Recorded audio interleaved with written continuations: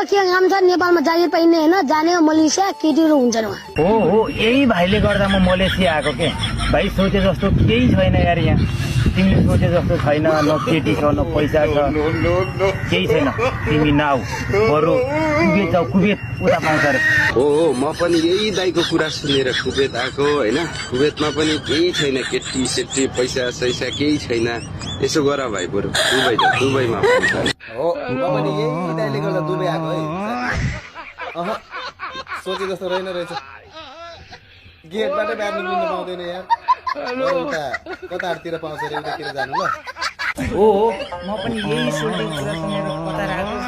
यहाँ झन् लत्था लिङ्गै छ बरु यसो गर भाइ हो म पनि यही सोल्टीको कुरा सुनेर साउदी आएको तर यहाँ पनि केही सुक्खाराम फुक्काराम रहेछ बरु यसो गरौँ अब घुमी फेरि सबैजना नेपालै जाउँ